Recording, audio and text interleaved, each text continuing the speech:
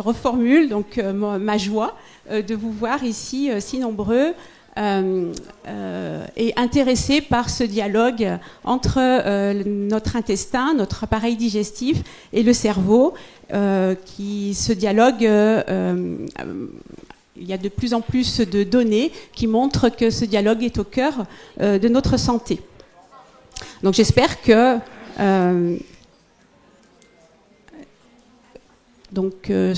cette conférence vous intéressera et apportera des éléments de réponse aux questions que vous pouvez vous poser.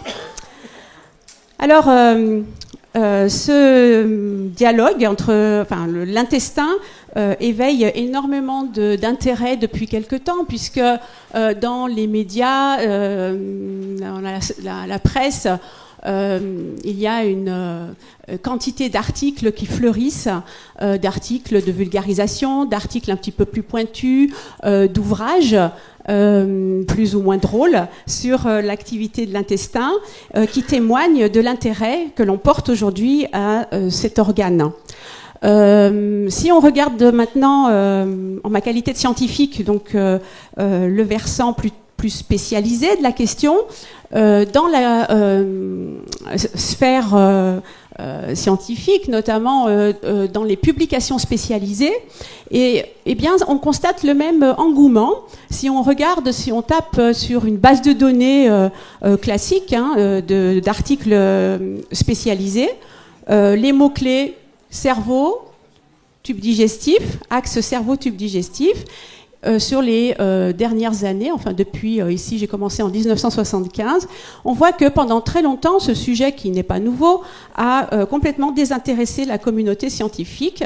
Et lorsque j'ai débuté mes travaux dans les années 90, début des années 90, eh bien, je me suis amusée à regarder l'intérêt qui était porté à cette question et le taux de publication au monde.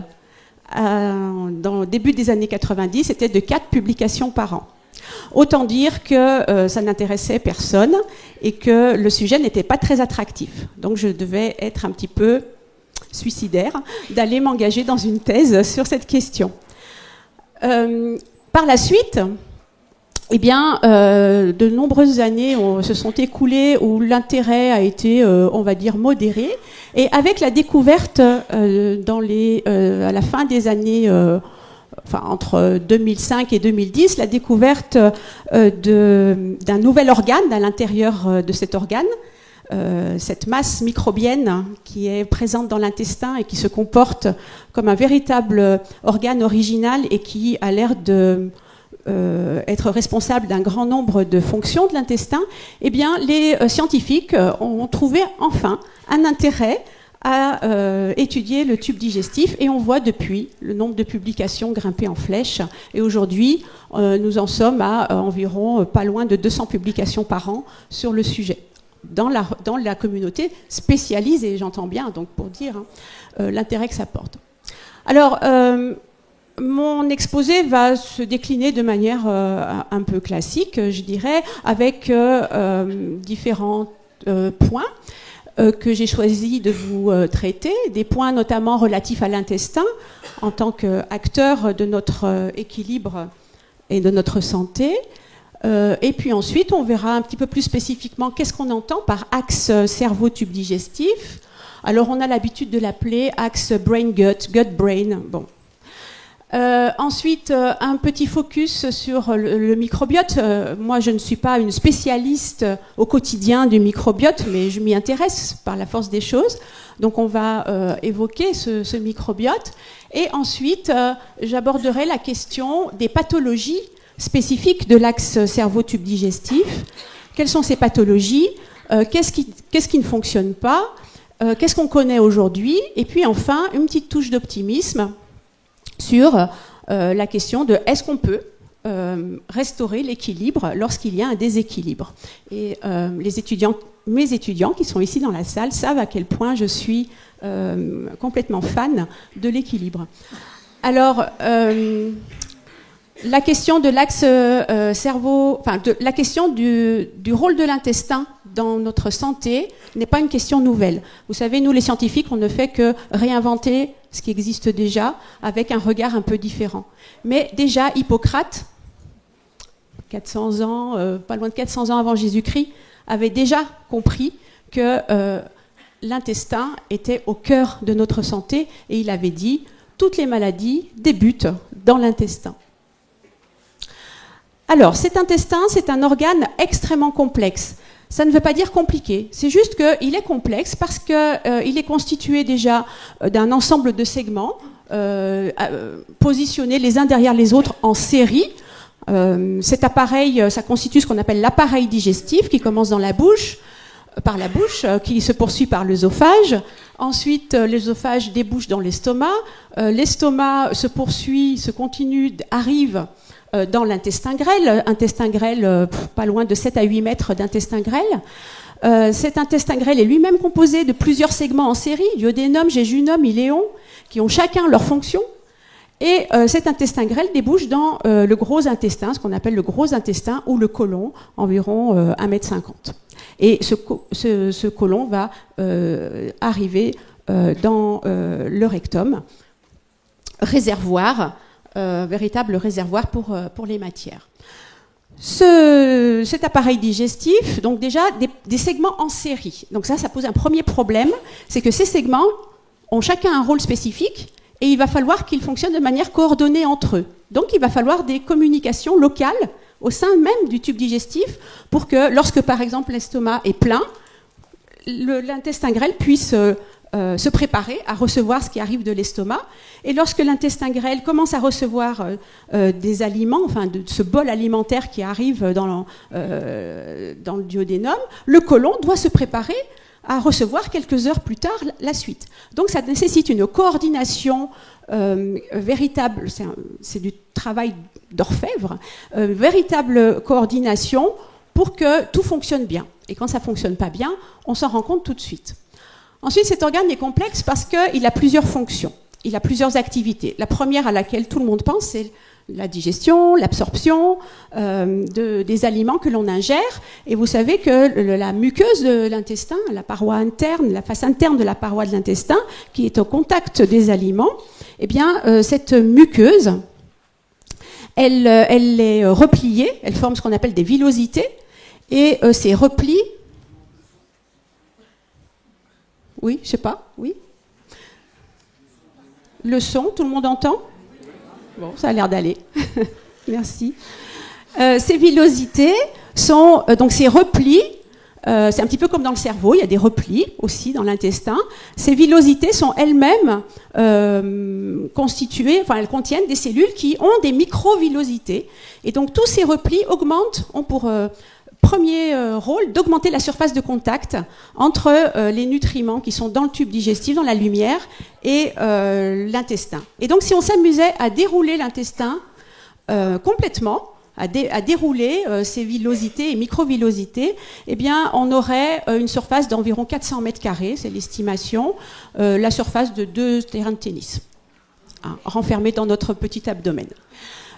Donc déjà, rien que ça, c'est déjà compliqué.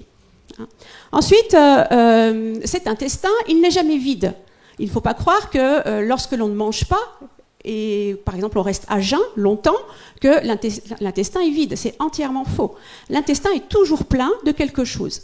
Lorsqu'il n'est pas plein d'aliments ou de nutriments, il est plein de liquide, parce que l'intestin, c'est un organe sécréteur. Il sécrète des enzymes, il sécrète de l'eau, il sécrète des ions, il sécrète tout un tas de choses.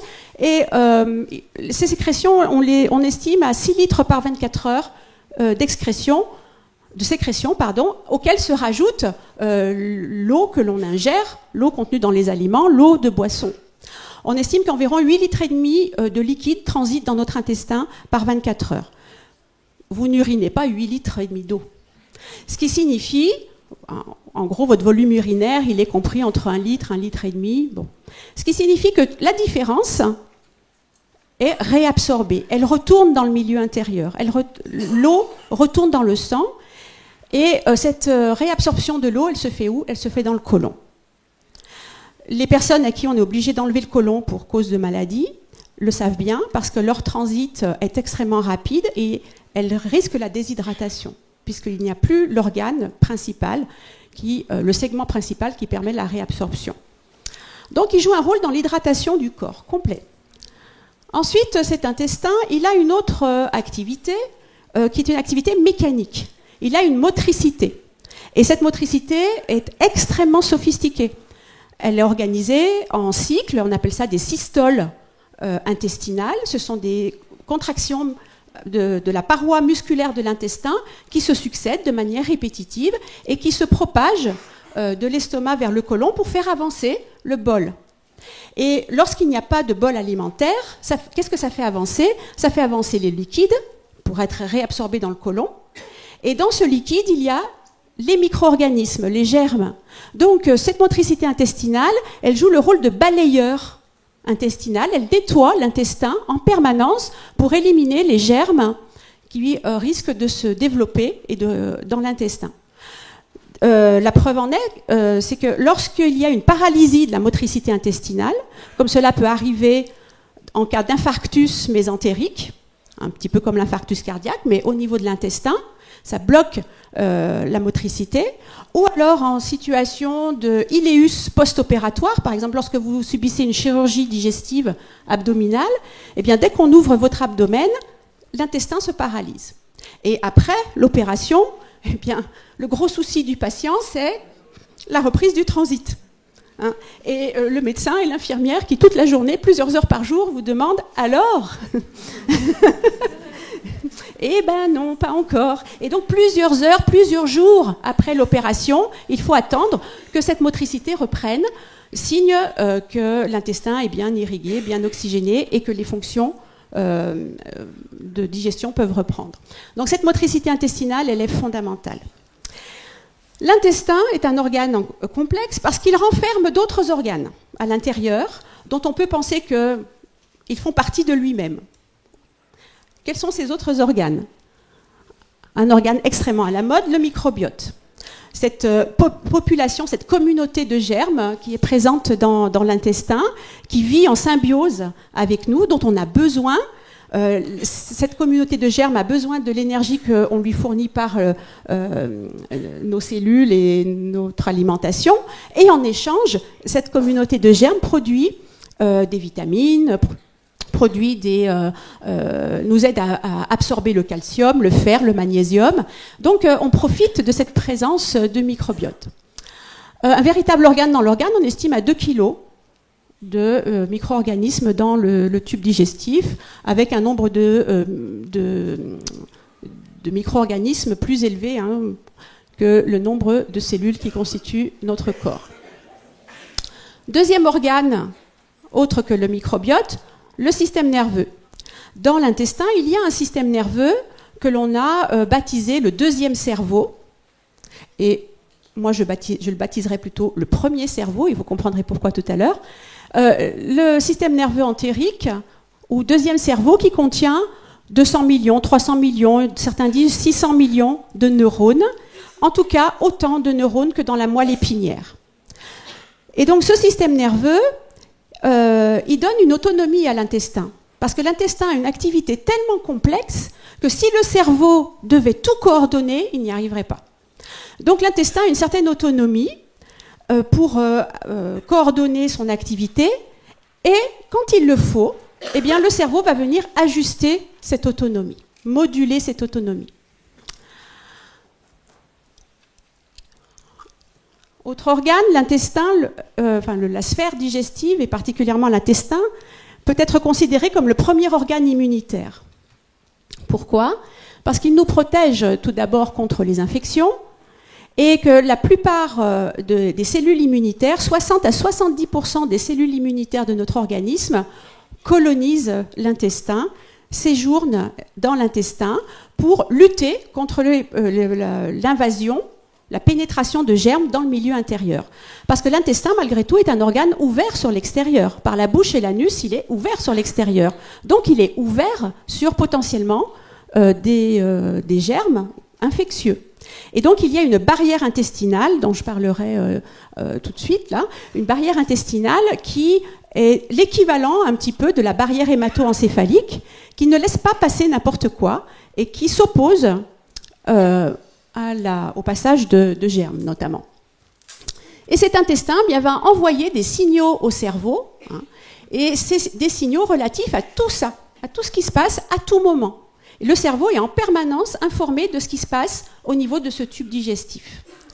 Et ces informations, combinées aux signaux extérieurs, aux signaux environnementaux, hein, votre supérieur qui vous casse les pieds, votre voiture qui ne veut pas démarrer, tous les tracas quotidiens, les joies quotidiennes, tout ça, viennent s'ajouter au traitement de l'information, à la formation du sens que va élaborer le cerveau, le sens de la vie finalement, de ce que vous êtes en train de vivre, en lien avec ce que vous ressentez, avec ce qui revient de l'intestin. Et là, émergent des comportements alimentaires, comportements sociaux, émergent des émotions, émergent des pensées, émerge une conscience de soi, une conscience interoceptive. L'intestin contribue beaucoup à cela. D'ailleurs, vous l'avez certainement vécu un jour au cours de votre vie. Lorsque vous avez une gastro-entérite, par exemple, c'est pas très agréable d'abord, et puis vous êtes un petit peu déprimé. Au moment où vous êtes malade, vous n'avez pas trop envie d'avoir des interactions sociales mondaines. Vous avez plutôt envie de rester chez vous au calme. Donc ça, c'est le fruit vraiment des informations qui remontent, et le cerveau se dit d'accord, il y a un problème, je fais attention, je vais modifier le comportement de l'individu. Alors cette barrière intestinale, je vous disais, elle est aussi importante que la barrière hémato-encéphalique, et cette barrière intestinale, on peut la symboliser de la manière suivante. Il y a tout un tas de cellules, des cellules notamment des entérocytes, des cellules qui laissent passer les nutriments dans le milieu intérieur. Et puis ici, vous avez la lumière avec le contenu liquide et le microbiote qui se promène et puis des germes qui ne font pas partie du microbiote, qui sont de passage. Et cette barrière qui est ici, elle forme un petit peu comme un mur de briques. Et entre les briques, il y a du ciment. Ou quelque chose qui colle les briques entre elles et qui rend le mur imperméable au passage de l'eau, par exemple. Et bien là, c'est pareil. Les briques sont les cellules, et le ciment intercellulaire, ce sont des jonctions, un petit peu comme des boutons pression, très forts, qui empêchent les cellules d'être disloquées. Et ça, c'est très puissant parce que ça empêche le passage des bactéries vers le milieu intérieur. Et si jamais il venait à l'idée de ces bactéries de passer quand même dans le milieu intérieur, d'autre côté de la muqueuse, eh bien là, on a toute une armada de cellules immunitaires qui attendent, et s'il y a un passage, ces cellules immunitaires vont réagir. Et notamment, des études récentes ont montré que le stress, sous toutes ses formes, altère cette barrière intestinale, et notamment le stress disloque les cellules intestinales. Il défait ce ciment intercellulaire, ce bouton pression. Il le rend plus lâche, et du coup, la barrière devient perméable. Et là, les problèmes commencent, parce que les germes, les micro-organismes, qui peuvent être très sympathiques, puisqu'ils font partie de notre microbiote, ils nous protègent, eh bien, ces germes vont devenir moins sympathiques s'ils se transloquent, c'est-à-dire s'ils passent de l'autre côté. Et là, de l'autre côté, ils vont rencontrer des cellules qui vont lutter contre ces germes, produire une inflammation, et ce sont ces cellules immunitaires qui vont produire des médiateurs de l'inflammation pour détruire ces germes, puisque ces germes n'ont rien à faire là. Et c'est le début des ennuis. Ici, on a une molécule inflammatoire, le TNF-alpha, que j'évoque, parce qu'on va en reparler plus tard, et parce que c'est la cible de certains médicaments anti-inflammatoires. Aujourd'hui, il y a des travaux vraiment de pointe qui sont réalisés. Vous voyez, les études sont très récentes. Là, c'est un papier de 2016 qui propose l'idée suivante. C'est qu'en allant faire une biopsie de l'intestin, c'est-à-dire aller prendre un petit bout microscopique de l'intestin, analyser en laboratoire cette biopsie et regarder le comportement de chacune des cellules qui constituent la muqueuse. Et aller même regarder le comportement de ces boutons pression qui collent les cellules entre elles. Et ça a été une découverte remarquable, vraiment, parce qu'on en est aujourd'hui à se dire que certaines modifications tout à fait microscopiques au niveau de la barrière intestinale, qui sont invisibles par tous les examens IRM, coloscopie, gastroscopie, prélèvement sanguin, complètement invisibles, parce qu'il faut aller prendre un petit bout microscopique de tissu, eh bien, des modifications microscopiques peuvent avoir lieu longtemps avant les pathologies, la forme clinique de la pathologie. Et c'est ainsi qu'on a pu montrer dans des pathologies qui sont impliquées, dans lesquelles sont impliqués à la fois des facteurs génétiques, des prédispositions génétiques en lien avec l'environnement, des pathologies dans lesquelles on va retrouver par exemple des traumas précoces dans les premières années de la vie, des pathologies qui se manifestent dans l'enfance, par exemple comme le spectre du trouble autistique, où on trouve un début d'imperméabilité de la muqueuse intestinale, microscopique, complètement invisible, mais elle est déjà là, cette vulnérabilité. Et comme il y a les cellules immunitaires derrière qui répondent à cette vulnérabilité, le travail d'inflammation de bas grade, de bas niveau, se fait.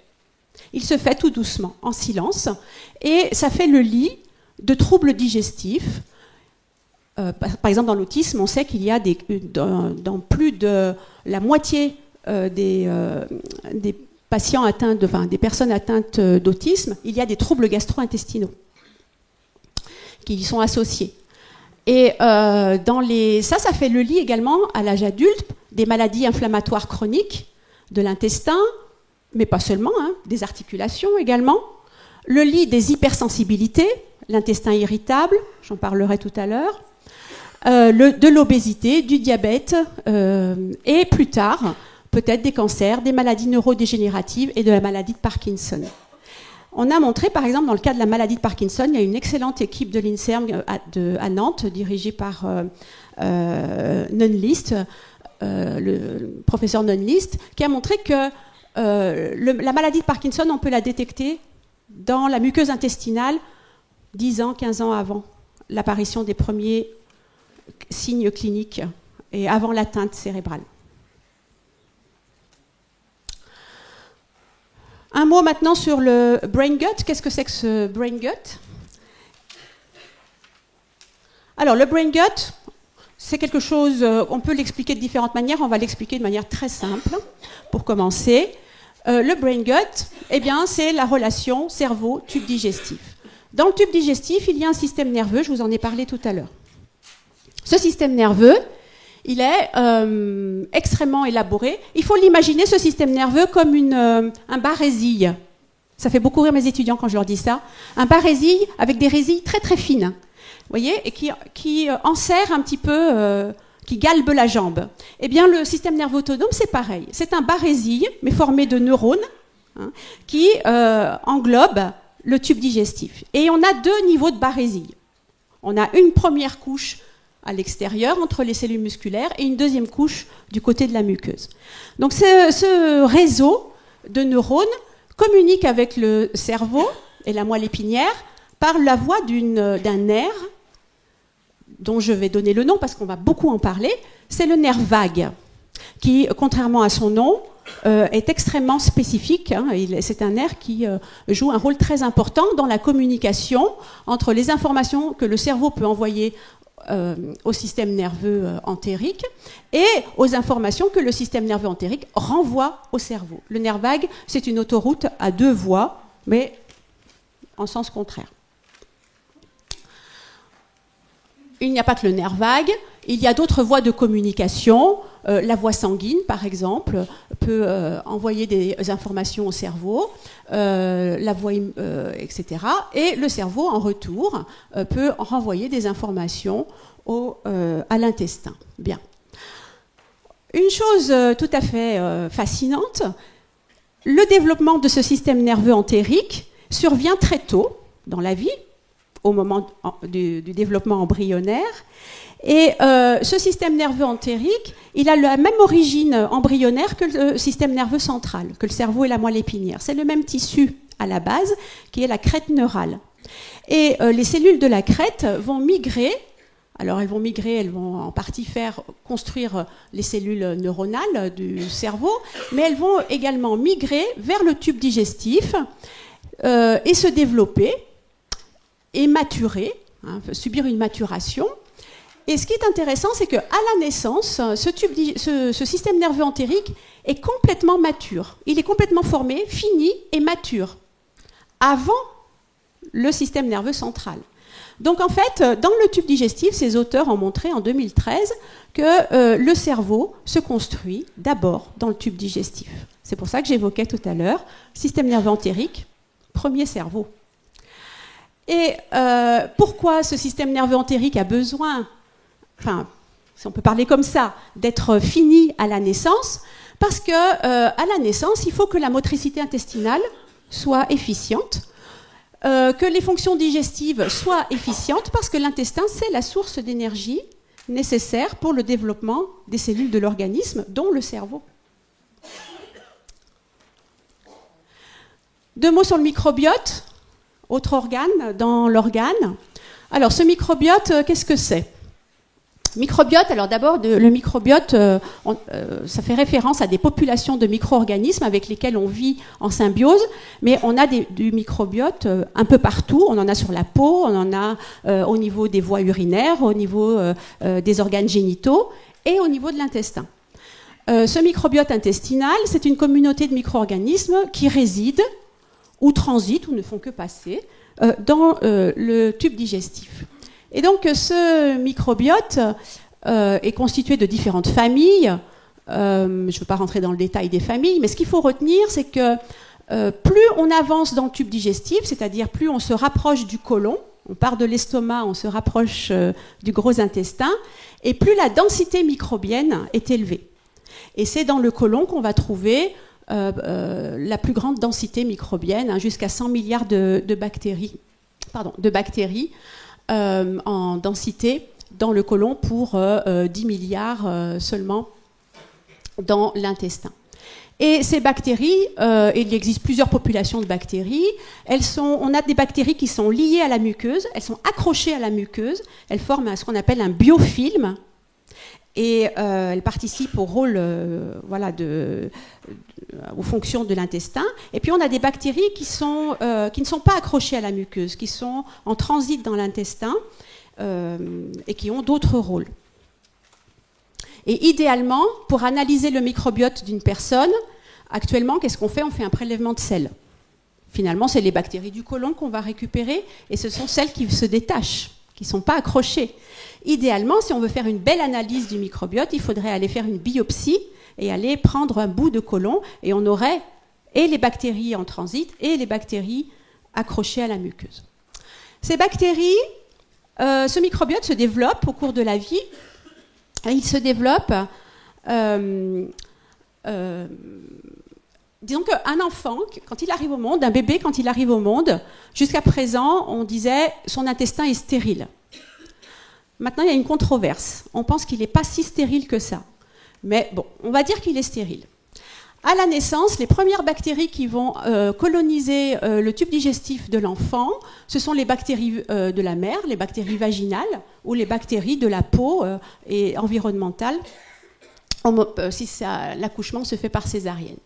Alors ce ne sont pas, si l'accouchement se fait de manière naturelle ou césarienne, ce ne sont pas tout à fait les mêmes bactéries qui colonisent en premier l'intestin, mais grosso modo, au bout de 3 à 6 mois, on ne voit plus la différence, pratiquement plus. Ensuite, les bactéries continuent de se développer, la richesse en population augmente avec l'allaitement.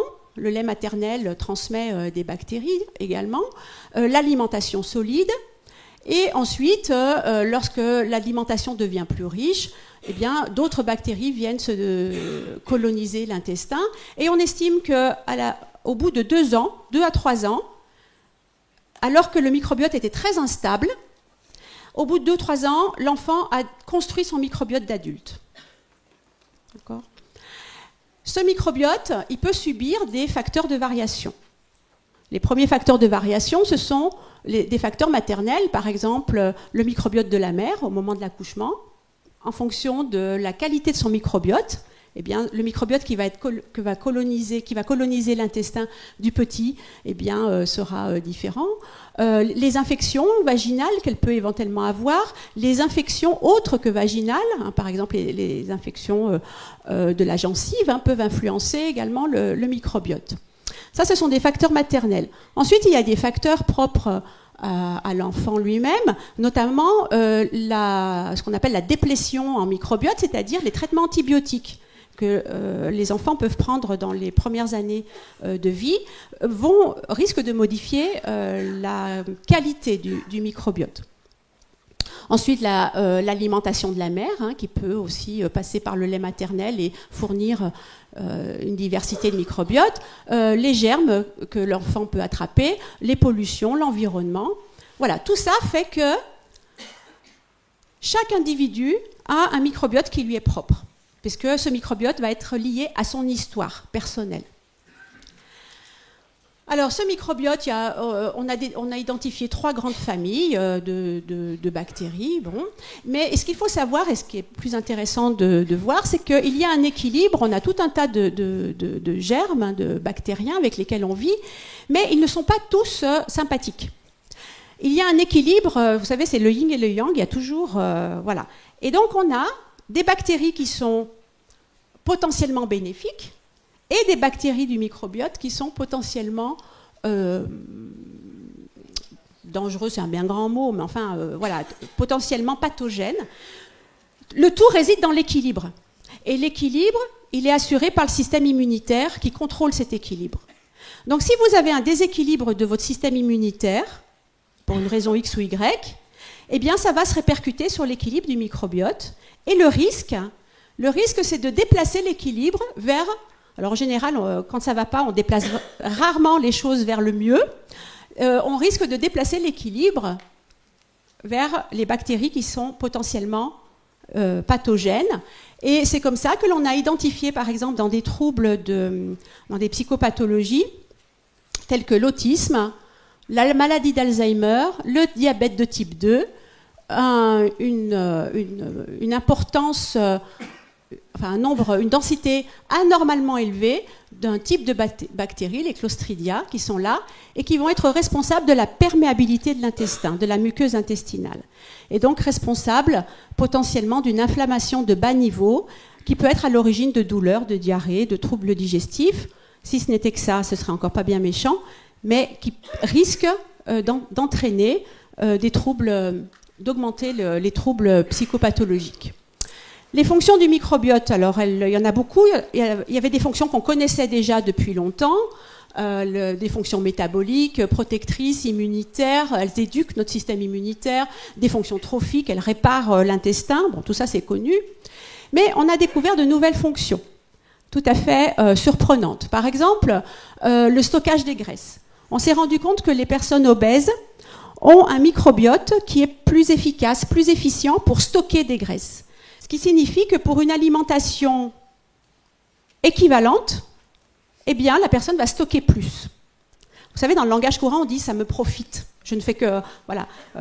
Je regarde le gâteau dans la vitrine et j'ai déjà grossi. Donc, voilà. Mais c'est peut-être pas de votre faute. C'est peut-être votre microbiote qui en est responsable. Et il y a des chercheurs qui ont constaté que, eh bien, si on prend des souris à qui on enlève le microbiote, on les fait grandir dans un milieu stérile, on appelle ça des souris germ-free, sans germes, et on leur met dans leur intestin des germes de souris traditionnelles, conventionnelles, saines. D'accord ? Eh bien, les souris germ-free, non seulement se mettent à manger moins, mais ce qu'elles mangent, elles stockent 60% de graisse en plus par rapport au fait de ne pas avoir de microbiote. Et on voit que la masse graisseuse augmente. Et qu'est-ce qui augmente ? En fait, c'est la taille des cellules adipeuses. Elles stockent plus. Donc maintenant, on pense que le microbiote est impliqué dans les problèmes d'obésité. Les fonctions nouvelles, c'est qu'on se rend compte maintenant que le microbiote produit des neurotransmetteurs, on appelle ça des neurométabolites, qu'on retrouve dans le système nerveux central et qui sont impliqués dans la régulation de l'humeur, dans l'anxiété, la dépression, etc.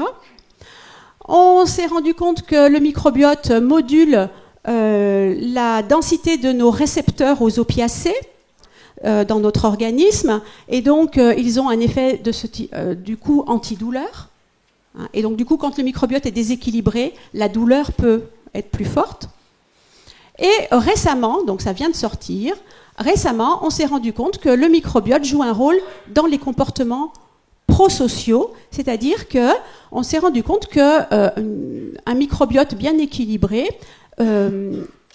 accélère la myélinisation, c'est-à-dire le câblage entre les neurones dans le cerveau, dans la partie frontale du cerveau, cette partie qui est impliquée dans la régulation émotionnelle, dans les comportements prosociaux. Alors, une étude tout à fait extraordinaire, qui a été une étude Princeps sur le rôle du microbiote, c'est Bersic et Collins au Canada, qui ont montré que les traits de personnalité sont transférables d'un individu à l'autre par le microbiote. Alors, qu'est-ce qu'ont fait ces auteurs? Ils ont pris des souris qu'ils ont fait grandir dans un milieu stérile, germ-free, et ils ont pris le microbiote de 2 souches génétiquement différentes. Une souche de souris naturellement calme. D'ailleurs, on les appelle les souris suisses. Voilà. C'est une souche de souris qui est très calme, qui n'est pas stressée. Quand on la met dans un petit labyrinthe en croix, comme ça, elle ne va pas se cacher entre les murs du labyrinthe, elle va explorer, elle saute, elle va... Voilà, elle est très entreprenante. Et puis, ils ont pris une souche de souris anxieuses, les balpsées, qui sont naturellement anxieuses. Ils ont prélevé leur microbiote respectif et ils ont inversé. Ils ont ils ont administré le microbiote dans le tube digestif des souris anxieuses aux souris suisses, calmes, et inversement, ils se sont rendus compte que les souris suisses sont devenues anxieuses et agressives, et que les souris anxieuses et agressives sont devenues calmes. Et parallèlement, alors ceci en quelques jours, il faut une quinzaine de jours pendant la manip.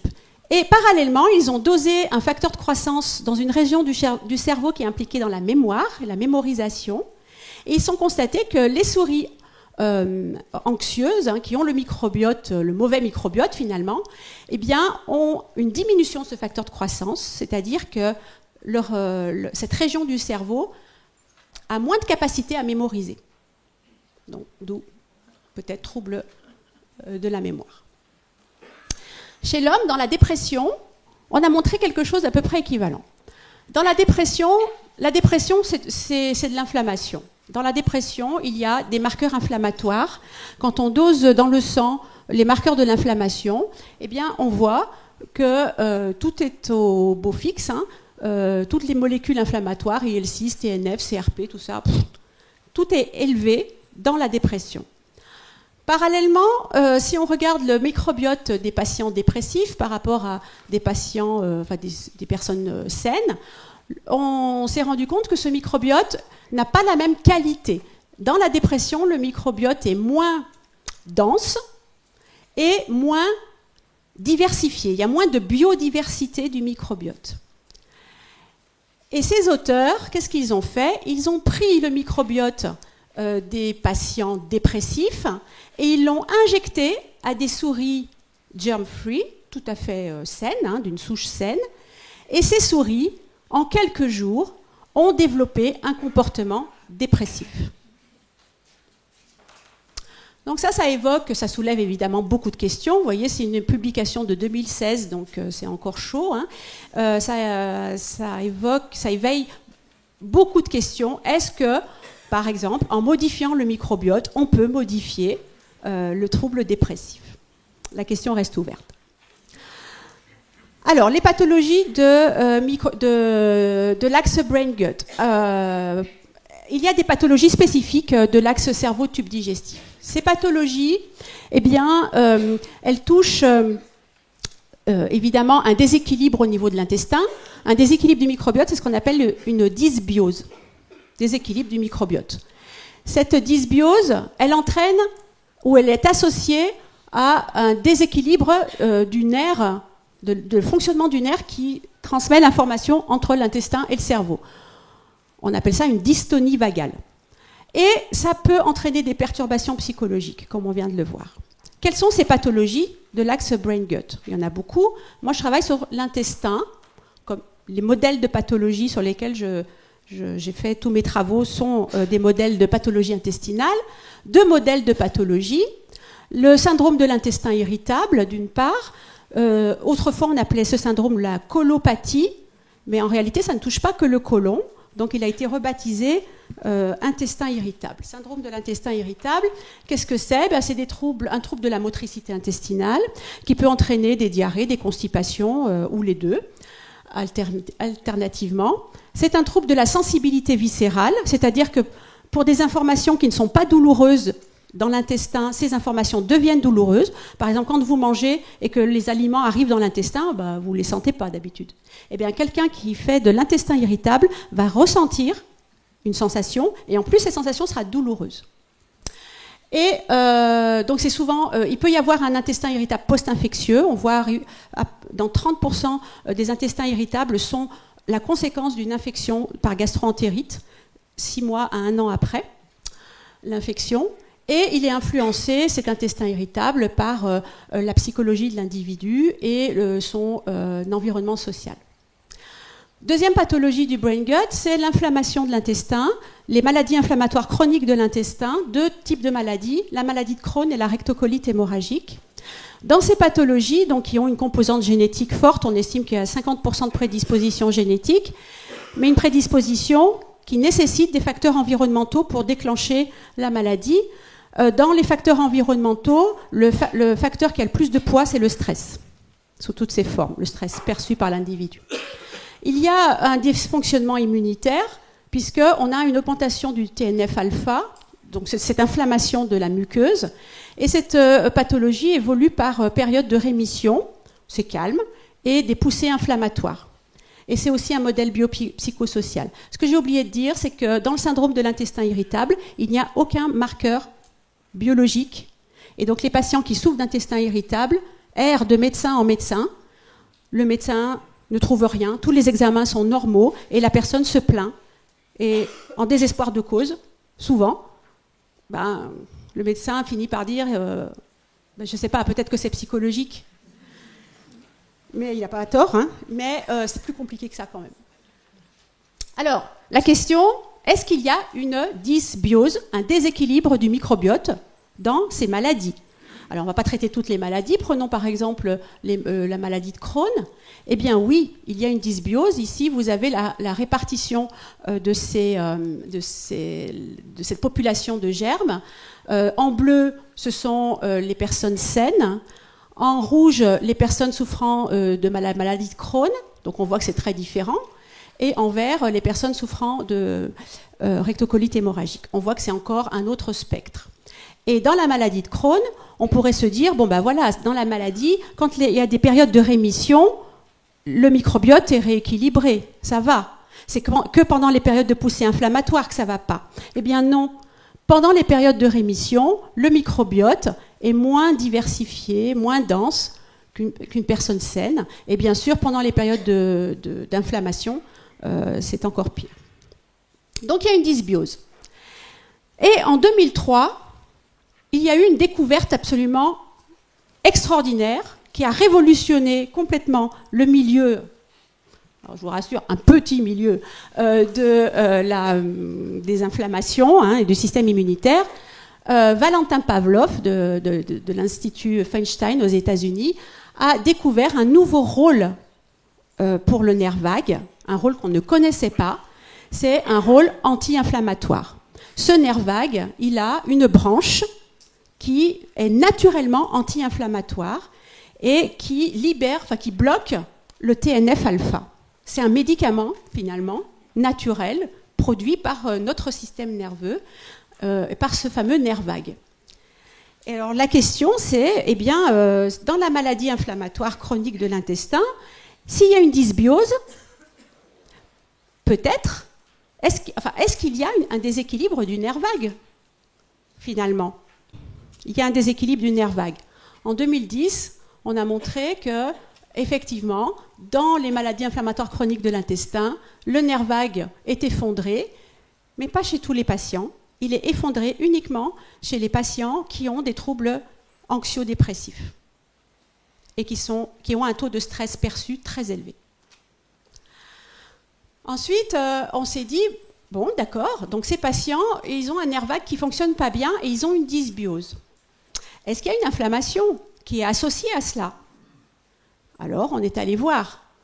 4 ans plus tard, on a montré que les patients qui ont un nerf vague dans les chaussettes, qui ne va pas bien, eh bien, ils ont des taux de TNF-alpha anormalement élevés. Donc oui, il y a une inflammation de bas niveau qui est larvée, et le moindre stress, c'est l'allumette sur le gaz, ça fait flamber l'intestin. Et on est allé explorer au niveau du cerveau. On s'est dit, mais est-ce qu'au niveau du cerveau, les différents étages, vous voyez, au niveau du cerveau, chez ces patients, est-ce qu'il y a un problème? Est-ce qu'il y a quelque chose qui est différent des personnes saines, qui n'ont pas de troubles digestifs? Eh bien oui, on s'est rendu compte que dans les régions cérébrales qui sont impliquées dans le contrôle de la douleur, eh bien on se rend compte que ces régions sont également celles qui sont impliquées dans le contrôle du nerf vague. Elles sont effondrées, avec de l'anxiété qui va avec. Plus tard, parallèlement à cela, on sait que les événements de vie précoce influencent le microbiote et l'émergence de pathologies et influencent aussi ce déséquilibre vagal pendant de nombreuses années. Et il y a une théorie actuellement qui consiste à dire que les événements de vie très précoces modifient le comportement, l'immunité et le microbiote, ça a été montré chez les rats, par un stress que l'on qualifie de stress de séparation maternelle, qui consiste à séparer les petits de leur mère pendant une dizaine de jours au début, après la mise bas. Et on se rend compte qu'à l'âge adulte, ces petits, qui sont devenus adultes, à l'âge adulte, eh bien, ils ressentent plus de douleur lorsqu'on stimule l'intestin. Ils surréagissent au stress quand on les met en situation de faire face à une situation stressante. Ils surréagissent en termes biologiques.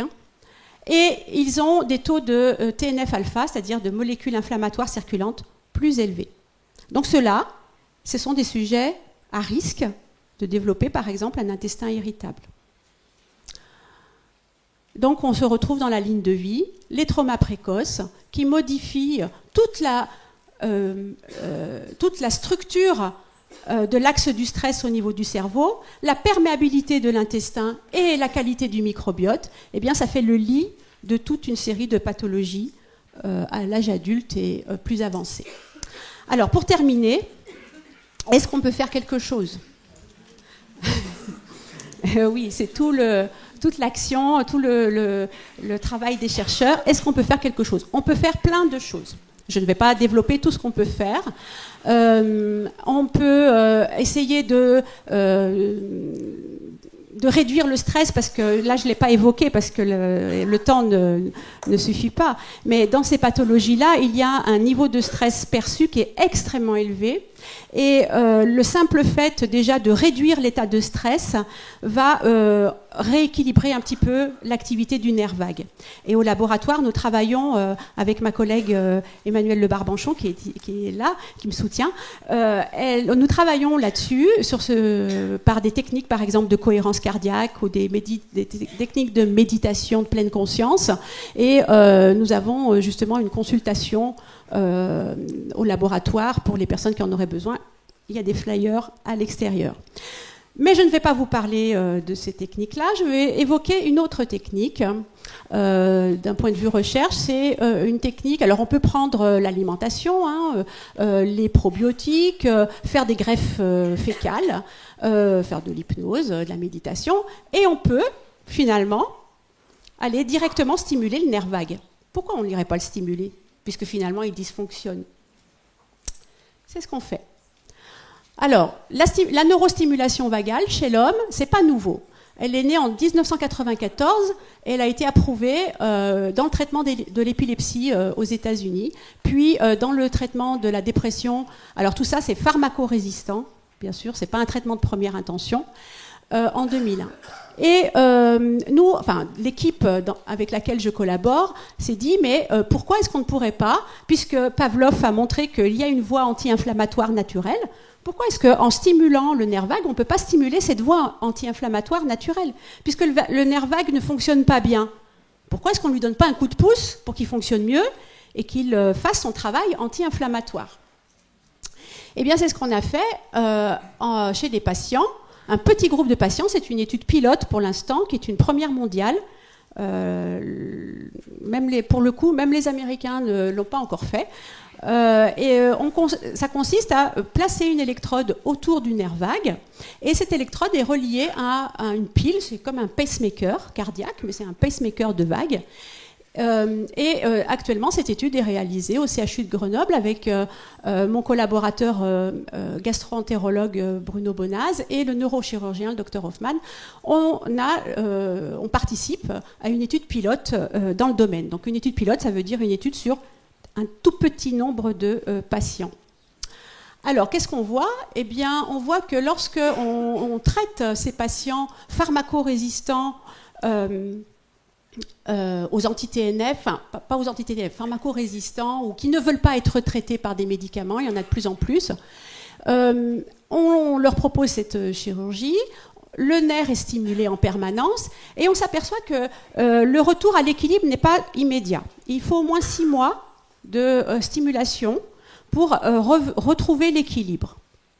Donc ça pose beaucoup de questions en termes de mécanismes, mais en tout cas, sur les 7 patients déjà inclus, on doit en inclure 10 dans le protocole, là on va bientôt inclure le 10e. Eh bien ici, on s'est rendu compte qu'au bout de 6 mois, on avait une amélioration du score clinique, c'est-à-dire l'état général du patient.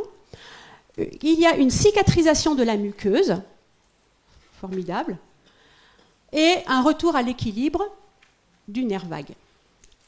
Et parallèlement au retour à l'équilibre du nerf vague, si on va enregistrer l'activité cérébrale chez ces patients, on voit que dans la région préfrontale, ici, là où justement se fait cette fameuse myélinisation, etc., la régulation émotionnelle, eh bien, il y a une augmentation d'une onde particulière qui est corrélée à l'augmentation du tonus vagal au bout d'1 an, à peu près.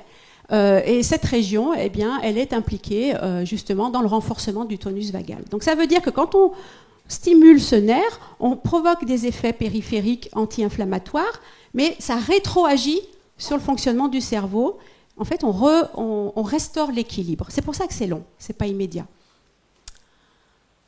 Donc finalement, on a montré que quand il y a un déséquilibre dans la communication de l'axe brain-gut, qu'on peut aller visualiser ce déséquilibre par la dystonie vagale, eh bien, quand on stimule le nerf vague, on restaure l'équilibre. Donc ça, on est super content. Maintenant, reste à savoir, est-ce qu'on restaure les perturbations psychologiques qu'on rencontre dans ces pathologies? Est-ce qu'on restaure la dysbiose? Donc les examens sont en cours. On a là l'analyse est en cours. Là l'analyse, ce sont des biopsies de l'intestin qui sont en cours d'analyse au laboratoire. Donc ça, seul l'avenir proche, j'espère, nous le dira. Alors voilà, j'aimerais terminer cet exposé avec un petit clin d'œil à Wolanski parce que il a été, pour moi, sa mort m'a touchée énormément, comme beaucoup d'entre vous. Et le premier congrès où je suis allée quand j'étais étudiante en thèse, voilà, c'était mon premier congrès scientifique, je ne savais pas ce que c'était. J'ai découvert, et Wolanski était là, et il passait sa journée, donc il a été payé par les labos pharmaceutiques, d'accord, mais il a passé sa journée à faire des petits dessins humoristiques sur les chercheurs, sur les colopathes, sur... voilà. Et... voilà, c'est un petit clin d'œil à Wolanski. Merci.